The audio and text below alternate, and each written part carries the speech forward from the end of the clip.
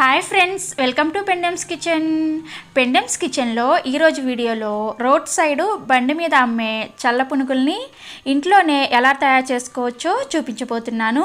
చాలా సింపుల్, నూనె కూడా ఎక్కువగా పీల్చవన్నమాట. చాలా టేస్టీగా ఉంటాయి. వీటిని ఎలా తయారు చేసుకోవచ్చో వీడియోలోకి వెళ్ళి చూసేయండి. ఈ చల్ల పునుగుల్ని ప్రిపేర్ చేసుకోవడానికి ముందుగా ఒక గిన్నెని తీసుకొని అందులోకి 1.5 కప్పు వరకు మైదా పిండిని వేసుకోండి. మీరు మైదా పిండిని వద్దు అనుకుంటే దాని ప్లేస్లో గోధుమ పిండిని కూడా వాడుకోవచ్చు.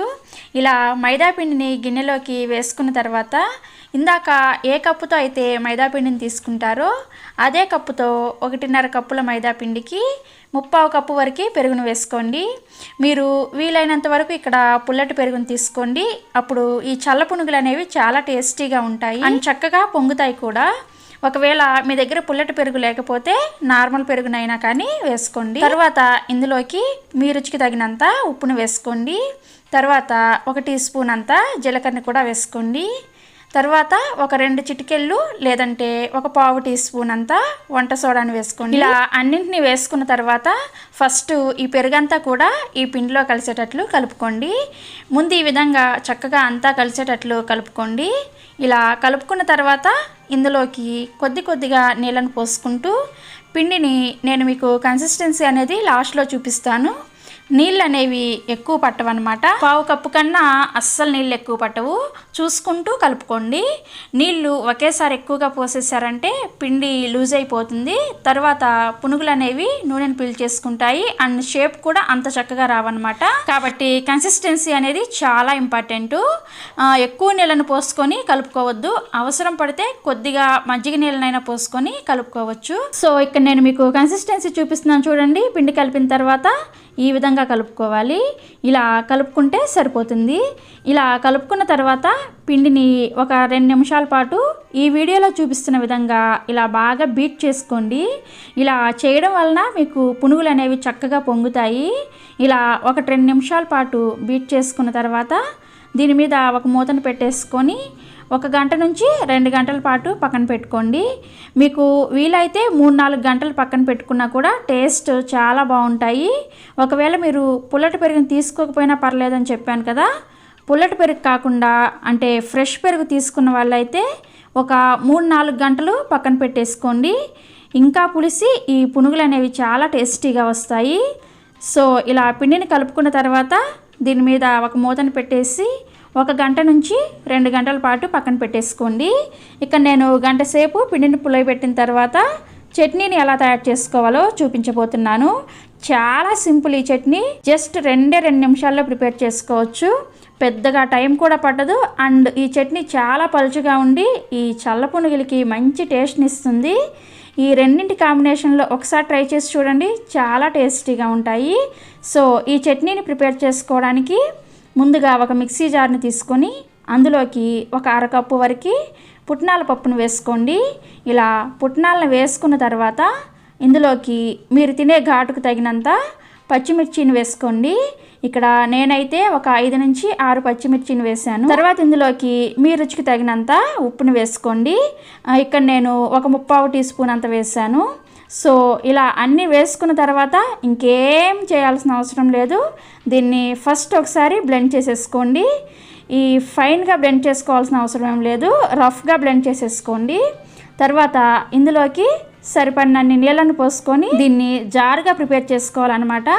అందుకని దీనికి కొద్దిగా నీళ్ళు ఎక్కువే పడతాయి కాబట్టి కొద్దిగా నీళ్ళు ఎక్కువగా పోసుకొని దీన్ని జారుగా ప్రిపేర్ చేసుకోండి.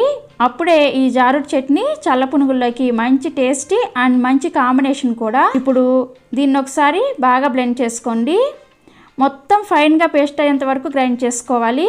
లేదంటే మనకి మధ్య మధ్యలో పప్పులు అనేవి తగులుతూ ఉంటే చట్నీ అనేది అంత టేస్టీగా ఉండదన్నమాట. సో ఇక్కడ నేను మీకు గ్రైండ్ చేసిన తర్వాత చూపిస్తున్నాను చూడండి. ఈ విధంగా ఇలా వచ్చేంత వరకు కూడా గ్రైండ్ చేసుకోవాలి. చూసారా, ఈ విధంగా జారుగా ఉండాలి చట్నీ కూడా. ఇలా గ్రైండ్ చేసుకున్న తర్వాత ఇప్పుడు దీన్ని ఒక గిన్నెలోకి వేసేసుకొని దీనికి పోపును పెట్టుకోండి.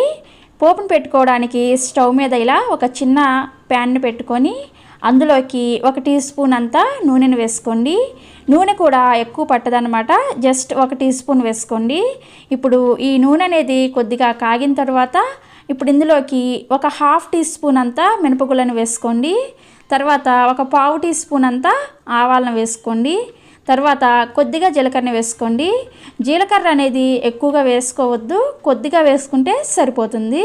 తర్వాత ఒక ఎండుమిర్చిని ఈ విధంగా సగానికి తుంపుకొని వేసుకోండి. ఇవి మంచి గోల్డెన్ కలర్ వచ్చేంత వరకు కూడా ఫ్రై చేసుకోండి. ఈ మినపప్పు అనేది ఈ విధంగా మంచి కలర్ వచ్చిన తర్వాత ఇందులోకి కొద్దిగా కరివేపాకును వేసుకోండి. కరివేపాకుని ముందే వేసుకోవద్దు, ఇవన్నీ కూడా వేగిన తర్వాత లాస్ట్లో వేసుకోండి. ఇలా కరివేపాకు వేసుకొని ఇదంతా కూడా చక్కగా ఫ్రై అయిన తర్వాత ఇప్పుడు ఈ పోపుని తీసుకెళ్ళి ముందుగా మనం గ్రైండ్ చేసుకున్న చట్నీలోకి వేసేసుకోవడమే. అంతే, చాలా సింపుల్ అండ్ చాలా టేస్టీ కూడా. ఏ టిఫిన్స్లోకైనా కూడా ఈ చట్నీ చాలా బాగుంటుంది. ఎప్పుడైనా తొందరగా ఏదైనా చట్నీ చేసుకోవాలనుకున్నప్పుడు ఈ చట్నీ ట్రై చేసి చూడండి. చాలా సింపుల్ అండ్ చాలా టేస్టీగా కూడా ఉంటుంది. ఇప్పుడు మనకి పునుగుల్లోకి చట్నీ అయితే రెడీ అయిపోయింది కదా.